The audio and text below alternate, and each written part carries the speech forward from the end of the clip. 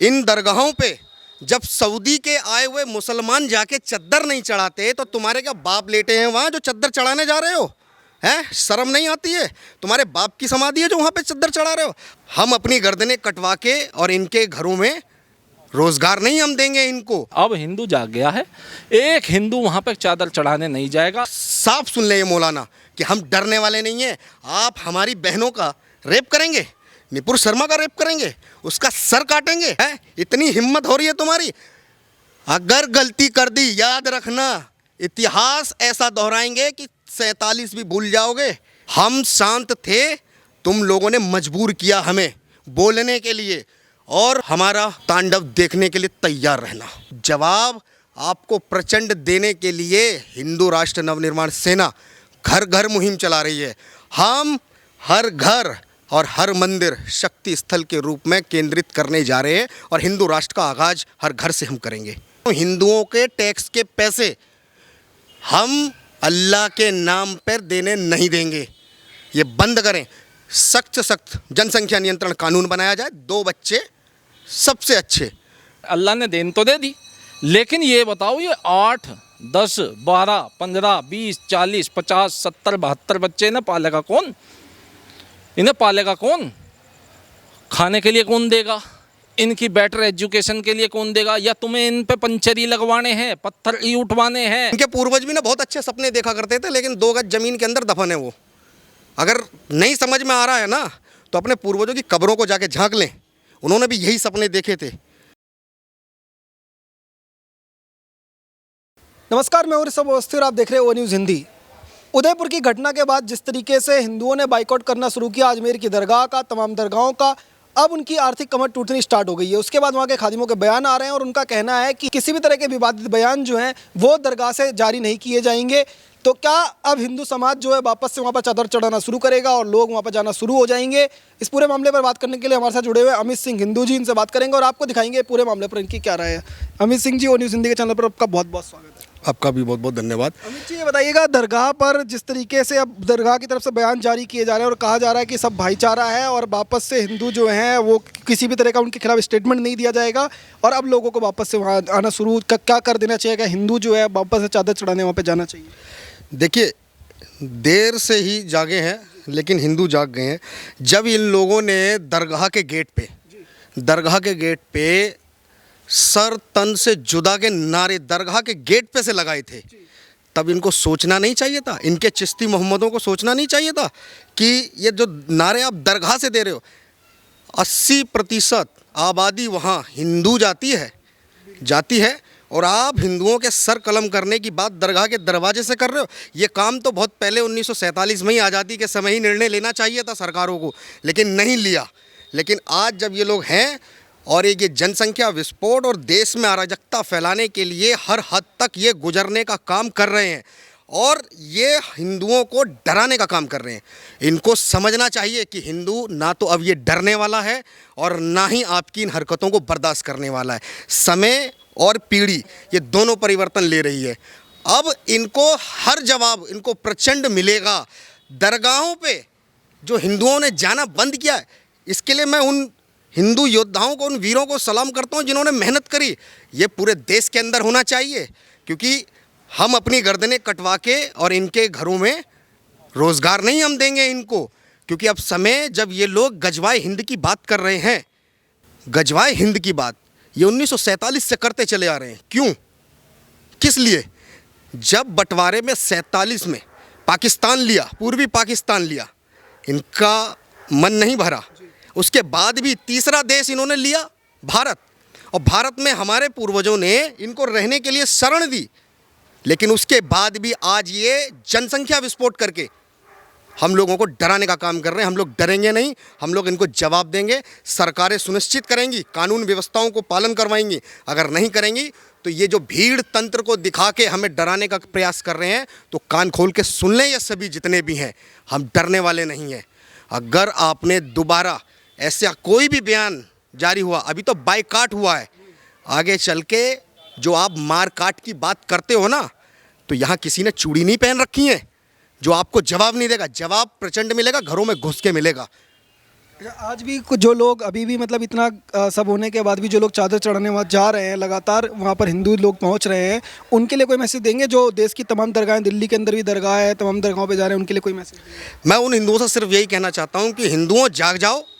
इन दरगाहों पे जब सऊदी के आए हुए मुसलमान जाके चद्दर नहीं चढ़ाते तो तुम्हारे क्या बाप लेटे हैं वहाँ जो चद्दर चढ़ाने जा रहे हो?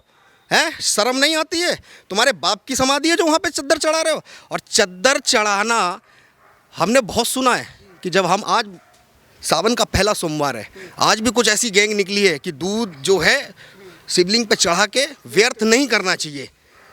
तो उनसे ये कहना चाहता हूँ, ये तुम्हारे बापों की कबर नहीं है जिन पे चद्दरें चढ़ा रहे हो। वो चद्दर एक गरीब को जाके चढ़ा दो। और उनसे कहता हूँ कि आज तुम चद्दर चढ़ा रहे हो, कल यही कफन तुम्हारे चेहरों पे डालेंगे, सरों को काट काट के। अभी भी वक्त है, जाग जाओ। और जाग नहीं रहे हो तो फिर कटने को तैयार रहो, क्योंकि हिंदुस्तान अब ऐसे हिंदुओं को देख रहा है और उनको चिन्हित कर रहा है और लोग उनको जवाब दे रहे हैं। एक आपने सुना होगा आदिल चिश्ती का नाम, जो सरवर चिश्ती, जो कह रहे थे हिंदुस्तान को पूरा हम हिला देंगे अगर नुपुर शर्मा के विरोध में जो है इस तरीके का मार्च करेंगे, पूरा हिंदुस्तान देखेगा। उनके बेटे आदिल चिश्ती वो हनुमान जी पर मजाक उड़ा रहे हैं, गणेश जी के मजाक उड़ा रहे हैं और किस तरीके से बोल रहे हैं कि तुम्हारे इतने सारे देवता हैं, 33 लाख करोड़, इस तरीके की चीज़ें बोल रहे हैं। कह रहे हैं कि एक कैसे हो सकता है, चीज़ हो सकता है, और बाद में फिर उसको कवर करते दिखाई दे रहे हैं। तो उनके लिए भी कोई मैसेज यहाँ से देंगे? मैं मैसेज यही देना चाहूँगा कि देखिए, धार्मिक भावनाएं तो हमारी भी हैं। अगर आप हमारे इष्टों का अपमान करोगे तो जवाब तो अब हम देंगे, क्योंकि हमने 70 साल मौन रहे। भाईचारा क्या कहते हैं? ये भाईचारा, ये भाई नहीं, ये चारा बना रहे हैं और इनके चारे के अनुसार अब हम चारा नहीं बनेंगे। इनको जवाब देने का समय आ गया है और हिंदुस्तान के अंदर अगर इनको रहना है तो भारत के अनुसार, भारत की संस्कृति के अनुसार रहना होगा। और जो इस संस्कृति को नहीं मान रहा है, उसको सरिया ज़्यादा अगर किसी को प्यारा है तो वो छोड़ के चला जाए। हमें इस देश में उनकी ज़रूरत नहीं है बिल्कुल भी। अभी आपने कहा कि भारत देश ने उनको शरण दी है, भारत के लोगों ने उनको शरण दी है। उनका कहना है कि हमारा भी खून शामिल है इस मिट्टी में, किसी के बाप का हिंदुस्तान थोड़ी है। तो उनको क्या कहें? बिल्कुल सही बात है, लेकिन मैं एक बात कहना चाहूँगा, उनके बाप का तो पता नहीं, क्योंकि उनके बाप तो अपने हिस्से की ज़मीन ले गए, लेकिन ये बचा हुआ जितना भी है ना, हमारे बाप का है। ये हम वास्तविकता में कह रहे हैं कि अब बंटवारा हम बर्दाश्त नहीं करेंगे। जो जिहादी आज़ादी गैंग के नाम पे देश में आज़ादी के नारे लगा रहे हैं, वो कान खोल के सुन लें। एक बार क्लियर कहना चाहता हूँ कि अगर दोबारा देश को बांटने की साजिश हुई, जो कि बिहार के अंदर अभी आप लोगों ने देखा, पीएफआई जो सिमी का ही दूसरा रूप है, वो 2047 में भारत को इस्लामिक राष्ट्र बनाने का कार्य कर रहा है। अरे कान खोल के सुन लो, ये देश हिंदू राष्ट्र था, हिंदू राष्ट्र है। अब आगाज करने का समय आ गया। हिंदुओं उठो और निकलो घरों से बाहर और ऐसे जिहादियों का बाइकाट करो। इनकी ज़रूरत नहीं है। अब जो हमारी गर्दन काटने का काम कर रहे हैं, हमें ऐसे जिहादियों की कोई ज़रूरत नहीं है। इन लोग कह रहे हैं कि 2047 तक इस्लामिक राष्ट्र इंडिया बनेगा, उसके लिए पूरी तैयारी चल रही है। और सिर्फ 10% मुसलमान भी अगर हमारे साथ आ गए तो हिंदुस्तान के सभी जो हिंदू हैं उन पर गजवाए हिंद का जो सपना है वो उनका साकार होगा और 10% मुसलमानों के साथ ही यहाँ पर इस्लामिक राष्ट्र बना देंगे। उनको कुछ कहेंगे? ये पहली बात तो ये सपने देखना बंद कर दें। इनके पूर्वज भी ना बहुत अच्छे सपने देखा करते थे, लेकिन 2 गज ज़मीन के अंदर दफन है वो। अगर नहीं समझ में आ रहा है ना, तो अपने पूर्वजों की कब्रों को जाके झांक लें। उन्होंने भी यही सपने देखे थे। और ये देश महाराणा प्रताप का है, ये देश शिवाजी का है, ये भगत सिंह का देश है। ये झुकने वालों में से नहीं है। तुम्हारी मानसिकता बिल्कुल साफ तौर पे जाहिर हो गई है। और हम सीधा कहना चाहते हैं, सरकारों ने सेकुलरता का पहाड़ा जो पढ़ाया वो हमने त्याग दिया और हमें अब सेकुलरता की ज़रूरत नहीं है। हम अगर अपने धर्म के प्रति कट्टर होने पे आ गए तो मैं इस बात का दावा कर सकता हूँ कि ये रुकेंगे नहीं। हम शांत थे, तुम लोगों ने मजबूर किया हमें बोलने के लिए, और हमारा तांडव देखने के लिए तैयार रहना। अमित सिंह जी, ये बताइएगा कि जिस तरीके से ये पूरा एक के बाद एक घटनाएं जो सामने आ रही हैं, अलग अलग देश के अंदर चल रही हैं, तो इसके बाद क्या हिंदू जो है वो सीख ले रहा है? और जो शुरुआत वहाँ हुई है, एक जगह से शुरुआत हुई है और वहाँ के लोग अब कह रहे हैं कि भाईचारा की बात, जो सिर तन से जुदा की बात करते थे, क्या यही शुरुआत हिंदुस्तान के बाकी हिस्सों में भी होगी? ऐसा देखिए, सिर तन जुदा करने वाली ये जितनी भी जिहादी गैंगें हैं, मैं उनसे सिर्फ एक बात कहना चाहता हूँ कि अपनी मानसिकता को बदल दो, नहीं तो हमने अगर बदला तो घर में घुस के हम केसरिया फहराएंगे। और ये मैं डंके की चोट पे कह रहा हूँ, और साफ सुन ले ये मौलाना कि हम डरने वाले नहीं हैं। आप हमारी बहनों का रेप करेंगे, निपुर शर्मा का रेप करेंगे, उसका सर काटेंगे। आज राजस्थान में फिर एक नाई को धमकी दी गई है। इतनी हिम्मत हो रही है तुम्हारी। अगर गलती कर दी, याद रखना इतिहास ऐसा दोहराएंगे कि 47 भी भूल जाओगे, ध्यान रखना। एक चीज़ आपसे जानना चाहूँगा कि तमाम लोगों को आपने कहते सुना होगा, भारत के अंदर छोटी सी भी कोई घटना होती है कि भारत में मुसलमान बहुत खतरे में है और कैंडल मार्च होते हैं, उनके नाम पे ट्वीट्स होते हैं, लगातार ये सब चीज़ें चलती हैं। पर पीएफआई और सिमी का काम जो पीएफआई कर रहा है, जिस तरीके से आप कर रहे हैं, इस तरीके के लोगों की जब सोच बेनकाब होती है और बड़े लेवल पे मुसलमान जो पकड़े जाते हैं और 2047 में जो इस्लामिक राष्ट्र बनाने की सोच रहे हैं, तब क्या ये लोग बाहर आते हैं? क्या ऐसे लोग आपको दिखाई देते हैं कि ट्वीट करते हुए या उनके कहते हुए कि अब भारत के अंदर वाकई मुसलमान खतरे में है इस तरीके की? देखिए, हमारे देश में ना एक बहुत बड़ी भ्रांति फैला रखी है, अच्छा मुसलमान और जिहादी मुसलमान। ये जो अच्छा मुसलमान जो देख रहे हो ना आप, ये शांत रह के उसी जिहाद को समर्थन करता है। जब किसी हिंदू की गर्दन कटती है ना, तो ये अपने घरों में से एक भी नहीं निकलते हैं कि ये गलत हुआ। लेकिन जब समय है तो तुम आज नहीं निकल रहे हो, लेकिन आने वाले समय में जवाब आपको प्रचंड देने के लिए हिंदू राष्ट्र नवनिर्माण सेना घर घर मुहिम चला रही है। हम हर घर और हर मंदिर शक्ति स्थल के रूप में केंद्रित करने जा रहे हैं, और हिंदू राष्ट्र का आगाज़ हर घर से हम करेंगे। जिस तरीके से उन लोगों को ट्रेनिंग दी जा रही थी छत के ऊपर में, और ये कहा जा रहा था कि मार्शल आर्ट सिखा रहे हैं और उसके जरिए लोगों का ब्रेन वॉश किया जा रहा था और उनको तैयार किया जा रहा था एक नए तरीके के युद्ध के लिए, तो क्या ये वाकई में ऐसे लोग कभी कामयाब होंगे, या लोग जो हैं वो अब जाग चुके हैं और अब बदलाव की शुरुआत हो गई है? नहीं, देखिए, लोग तो जाग चुके हैं, इसमें कोई दो राय नहीं है। और जो ये ऐसी मानसिकता रख रहे हैं, उनको ख़ास तौर पे ये सोच लेना चाहिए कि ये जो अब सदी है, ये सनातन की सदी है और ये युग करवट ले रहा है, और इनका जिहाद और जिहादी एजेंडा और पत्थरबाजी, इनका एक ही उपाय है, भारत का हिंदू राष्ट्र के लिए लड़ेगा और खड़ा होएगा, सरकारों को झुकाएगा, क्योंकि ये सरकारें हमसे हैं। हम सरकारों के संविधानिक नियमों को मान रहे हैं, लेकिन एक तरफ आप इनको मुस्लिम पर्सनल लॉ बोर्ड दे के इनको रियायत देते हो। समान नागरिकता या तो लागू सरकार करेगी, नहीं तो फिर समान नागरिकता के हिसाब से फिर हम भी जवाब देंगे, जैसे ये देते आ रहे हैं। सपा सांसद हैं शफीकुर रहमान, उनका कहना है कि जो बच्चों का ताल्लुक है, जो इस्लाम में जो कहते हैं 15-20 बच्चे जो लोग बात करते हैं, उसका ताल्लुक इंसान से नहीं है, अल्लाह से। और जब अल्लाह अगर बच्चे दे रहा है तो किसी को क्या समस्या होनी चाहिए? आप लोग विरोध क्यों करते हैं? नहीं, हम तो विरोध तो उस समय भी नहीं कर रहे थे जब शाहीन बाग के अंदर अल्लाह मियाँ ऊपर बिरयानी के पैकेट बेचते थे। जो ये बच्चे अल्लाह की देन कह रहे हैं ना, मैं साफ तौर पे कह देना चाहता हूँ, सरकारों से भी कह देना चाहता हूँ, हिंदुओं के टैक्स के पैसे हम अल्लाह के नाम पर देने नहीं देंगे। ये बंद करें। सख्त से सख्त जनसंख्या नियंत्रण कानून बनाया जाए। 2 बच्चे सबसे अच्छे। जनसंख्या नियंत्रण जरूरी है, ये विस्फोट है, इसको रोकना भी बहुत ज़रूरी है। लेकिन ऐसा भी तो नहीं होगा कि 4 बीवी 40 बच्चे सबके हाथ में ईंट पत्थर। ये भी तो हम देख रहे हैं। ये कानून मानते कौन सा है? ये कोई कानून नहीं मानते हैं देश में। देश की संविधान और देश की संसद और राज्यसभा से पारित होने वाले कानून, ये हर कानून का विरोध करते हैं।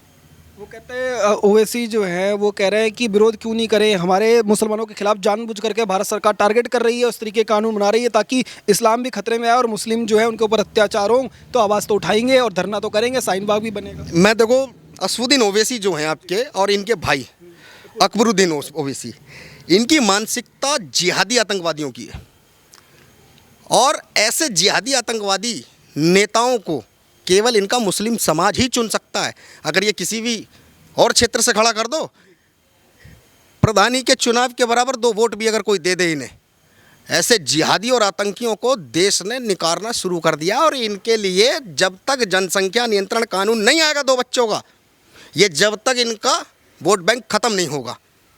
मौलाना तौकीर रजा जो है मुस्लिम नेता है, आपने फ़ोटो भी देखी होगी उनके साथ में, जो प्रियंका गांधी है उनके साथ वो आराम से फ़ोटोज़ खिंचाते हुए नज़र आते हैं। उनका कहना है कि हमारे जो धैर्य है उसकी परीक्षा ना ले हिंदू समाज, जिस दिन हमारा धैर्य टूटा तो पूरे हिंदुस्तान में महाभारत होगी।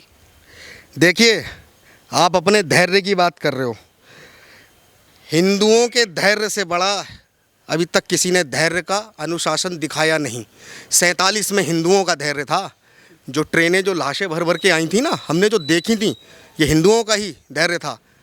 पूर्वी पाकिस्तान में नरसंहार हुआ, म्यांमार में नंगा नाच किया इन्होंने, इन जिहादियों ने। जो आज ये रोहिंग्या हमारे देश के अंदर घुसे ना, ये जिस प्रियंका गांधी के साथ आप बता रहे हो ना, जिनके दादा खुद मुस्लिम हैं, कभी गई हैं उनकी कब्र पे एक फूल भी चढ़ाने? कभी गई हैं वो? कभी जाए ना एक बार प्रयागराज में, उस कब्र पे मिट्टी देखो ना, धूल कितनी फकरी है? क्यों शर्म आती है?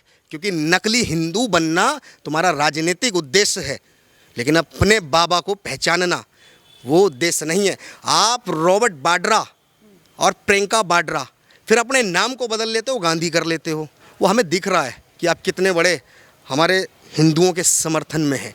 आप बहरूपिये हो, आप सत्ता के लिए बहरूपिये हो और सत्ताओं के लिए आप रूप बदल रहे हो। और ये चीज़ें अब हिंदुओं ने देख लिया है, कौन हमारा है कौन पराया है। अच्छा, आप जैसे बता ही रहे थे कि कोई भी कानून आता है तो उसके खिलाफ प्रदर्शन चालू हो जाता है, चीज़ें चालू हो जाती हैं। तो अगर जनसंख्या नियंत्रण कानून भी सरकार लेकर के आती है, तो जैसे मौलाना तौकीर रजा ने कहा कि इस हिंदुस्तान के अंदर तमाम जो मुस्लिम मौलाना हैं वो इकट्ठे होंगे और एक बड़ा आंदोलन होगा, तो क्या इस बार जो है सरकार तैयार होगी, या हिंदू समाज के लोग जो हैं या बाकी जो लोग हैं वो समाज के लोग समर्थन करेंगे क्या सरकार अगर कानून लेकर आती है, जनसंख्या नियंत्रण कानून पूरे देश में? बिल्कुल, देश की आवाज़ है ये। जनसंख्या नियंत्रण कानून को समर्थन करने की आवाज़ है, और हर नागरिक इस कानून के समर्थन में अपनी सरकारों से अपील कर रहा है कि जल्द से जल्द इसी सत्र में ये कानून को लागू किया जाए। हम लोग ऐसे जिहादी मानसिकताओं के विस्फोट का इंतज़ार नहीं करेंगे। 8-8, 10-10 बच्चों को हमारे टैक्स से हम खिलवाएंगे नहीं। हर 8 बच्चों के लिए आप सरकारी नौकरी मांगते हो, कहाँ से आएंगी सरकारी नौकरियाँ? आप रोज़गार को मुद्दा बना रहे हो, आप बच्चों की लाइन लगा रहे हो और रोज़गार का मुद्दा बना रहे हो। ये तो बहुत बड़ा मजाक है। इस मजाक को करने वाला ये जो समुदाय है ना, आज इनको हम लोग सब देख रहे हैं, और इनके जो नेता जो शरण दे रहे हैं, जो बरगला रहे हैं इनको, उनको भी हम लोग देख रहे हैं। और वो भी समझ जाएं कि देश का हिंदू जवाब भी देगा और आपको आपकी औकात भी दिखाएगा, क्योंकि ये हिंदुस्तान हमारे बाप का है। हमने 574 रियासतें दान में दी हैं, हम यहाँ के हैं। जो तुम आज़ादी आज़ादी करते हो ना, जिस दिन हमने अपनी रियासतें मांगनी शुरू कर दी ना, तो अफ़गानिस्तान, पाकिस्तान, म्यांमार, ये सारा हमारे पास आ जाएगा। लेकिन हम लोग देश में शांति और देश के अंदर सौहार्द ना बिगड़े, हमेशा बलिदान देते रहे, चाहे युद्धों के मैदान में दिए, लेकिन जब बात हमारी अस्मिता की आई, जब बात हमारे स्वाभिमान की आई, तो हम रणभूमि में उतरे हैं, और रणभूमि में उतर के हमने जवाब भी दिए हैं। और ये ना भूलें मौलाना बिल्कुल भी कि वो आंदोलन करेंगे या मौलानाओं को इकट्ठा करेंगे। इनके आंदोलन क्या होते हैं आप देखते हैं ना, इनके आंदोलन पत्थर मारना, सर को कलम करना, सर को तन से जुदा करने के नारे लगाना, ये आंदोलन होते हैं इनके। ऐसे आंदोलनों को हिंदू समाज और भारत बिल्कुल बर्दाश्त नहीं करेगा। हिंदुस्तान का हर हिंदू अब जवाब देने के लिए तैयार है, और हमने अपने घरों में आगाज़ कर दिया है। आप अगर बकरों को काटने के नाम पे शस्त्र रख रहे हो ना, तो हम भी माँ लक्ष्मी के पूजन के नाम पे तलवारों को रखेंगे। देखते हैं कौन सी सरकार हमें रोकेगी। हम नहीं रुकेंगे, हमारे यहाँ अधिकार है, हम पूजा करेंगे, शस्त्रों को रखेंगे, हम गर्दन नहीं कटवाएंगे हम बिल्कुल भी। बहुत बहुत धन्यवाद अमित जी। ये नाम बता दीजिए। अवनीश अवनीश जी, ये बताइएगा कि जिस तरीके से अजमेर की दरगाह से अब ये कहा जा रहा है कि किसी तरह की बयानबाजी नहीं होगी, कुछ नहीं होगा, तो क्या अब हिंदू समाज वापस से वहाँ पर जो है जाना शुरू करेगा बड़ी तादाद में, और फिर से चादरें चढ़नी स्टार्ट होगी? देखिए, सबसे पहली बात तो जो इनके बयान आ रहे हैं, आप ये देखिए, इन्होंने ही तो बयान दिए थे ना दरगाह के गेट से खड़े होकर के सर तन से जुदा। आप ये कह देते हैं कि एक परसेप्शन बना रखा है कि कुछ गिने चुने जो हैं मुस्लिम बस केवल ख़राब है, बाकी सब सच्चे हैं। उस भीड़ में कोई एक सच्चा मुस्लिम नहीं था। उस भीड़ में जब दरगाह से एक आवेदन हुआ था, एक आगाज हुआ था कि सर तन से जुदा, कहाँ वहाँ पे एक सच्चा मुस्लिम नहीं निकला था उस भीड़ में जो ये कह सके कि ये क्या शिक्षा दे रहे हो, क्या पढ़ा रहे हो, क्या देश में आग लगा रहे हो, क्या समाज में आप जो है ऐसी स्थिति पैदा कर रहे हो कि मारकाट जैसी है। तो भैया ये पहली बात तो इनका ये केवल विक्टिम कार्ड खेलने का तरीका है। एक तरफ ये आकर के एक गैंग बोलती है और देश में आग लगाने का काम करती है, दूसरी तरफ से ये दो चार अपना सेकुलर चादर, वो चादर कौन सी है, वो सेकुलर चादर है, उस सेकुलर चादर को ओढ़ करके आते हैं और कहते हैं जी आओ हम भाईचारा निभाते हैं। दूसरी बात हिंदुओं के चादर चढ़ाने की, हमारे सनातन धर्म में कोई परंपरा नहीं है कहीं भी ऐसी मजार की चादर चढ़ाने की। अगर हम अपने धर्म की बात करें तो हिंदुओं जागो, समझो और जानो। यहाँ आप ये बताओ कि इतने दिन से ये चादर नहीं चढ़ी है, कौन सा वहाँ पे भूचाल आ गया, कुछ आया नहीं आया ना। उल्टा इनके होश ठिकाने आ गए हैं कि ये जो एक गजवाए हिंद जो बहुत साइलेंट मोड में ये चला रहे हैं, आज से नहीं चला रहे हैं, मोहम्मद बिन कासिम के समय से जब पहला हमला हुआ था सिंध पर, जब से ये गजवाए हिंद को चला रहे हैं, ये आज का नहीं है, ये शुरू से मार काट कर ये कहाँ से आ गए। जब हमारा देश ही सनातनियों का था, हिंदुओं का देश था, इन्होंने मार काट मचा के उनके घर की महिलाओं को बंधक बना के उनके साथ, मैं कहना नहीं चाहूँगा कैसे कैसे कृत करके उनको डरा के धमका के कुछ को लालच भी दिया होगा, ठीक है ना। तो भैया ये पहले से ने जो गजवाए हिंद चलाते हैं, अब हिंदू जाग गया है। एक हिंदू वहाँ पर चादर चढ़ाने नहीं जाएगा, अगर कोई जाएगा तो वो दो चार कांग्रेसी विचारधारा के लोग जो सेकुलरता की चादर आज भी ओढ़ के बैठे हैं और वो हिंदुओं को मरवाने का ही काम करेंगे। मैं आपसे एक चीज़ और जानना चाहूँगा कि उनका कहना है कि 2047 तक कि अब जो भारत है वो इस्लामिक राष्ट्र बनेगा, और इसके लिए एग्जाम्पल आपने पटना में देख लिया है, पूरे देश में इस तरीके की तैयारी चल रही है, और 10% मुसलमान जिस दिन एक हो गया उस दिन ये इस्लामिक राष्ट्र बन जाएगा। क्या वाकई में ऐसा संभव है हिंदुस्तान में तमाम लोगों के रहते हुए और भारत की सरकार जो है उसको रहते हुए? एक पड़ोसी मुल्क है चीन, है ना, वहाँ उलगई समाज है, वो भी ऐसी सपने देखता है इस्लामिक राष्ट्र बनाने के। और मार कर डिटेंशन सेंटरों में जो है डिटेंशन सेंटरों में डाल रखे हैं अभी। वहाँ इनकी दाढ़ी पे, इनकी टोपी पे, इनके बुरखे पे, सब पे इन पे पाबंदी लगा रखी है, ठीक है। क्यों? क्योंकि वो समझ गए हैं इनके एजेंडे गलत हैं। किसी भी देश के लिए इनके एजेंडे हमेशा और हमेशा आतंकवादी विचारधारा को प्रमोट करने वाले हैं।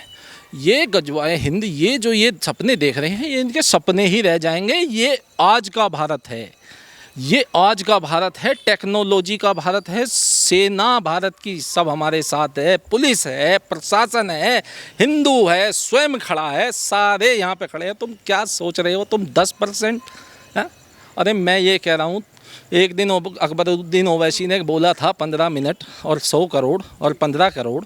हाँ, तुम जब राजस्थान में तुमने ये सल्तनत से जुदा किया था तो आओ ना भाई, करो ना, तुम आमने सामने की करो, तुम एक बार 15 मिनट 20 मिनट 25 मिनट जितने भी तुम पे मिनट लिए जा लो, लेकिन सामने करो भाई, ये नहीं। दूसरा, कोई भी देश किसी भी संविधान से हिसाब से, देश अपने संविधान के हिसाब से चलेगा, इस तरह के प्रोपेगेंडो से नहीं चलेगा। अगर ये चलाना चाहेंगे तो सबकी एक ही जगह मिलेगी, जेल या फिर इनकी जन्नत।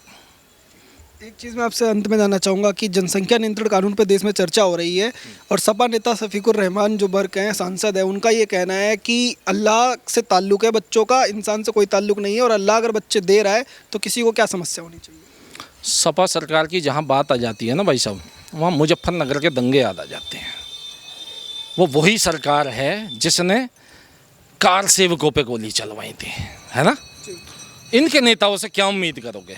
दूसरी बात, अगर वो अपने धर्म विशेष के लिए कुछ बात कहते हैं कि अल्लाह की देन बच्चे हैं, हम मानते हैं, हम भी कहते हैं, जो एक बच्चा होता है वो प्रभु की देन होता है, हम भी मानते हैं। लेकिन प्रभु ने देन तो दे दी और तुम्हारे अल्लाह ने देन तो दे दी, लेकिन ये बताओ, ये 8, 10, 12, 15, 20, 40, 50, 70, 72 बच्चे इन्हें पालेगा कौन? इन्हें पालेगा कौन? खाने के लिए कौन देगा?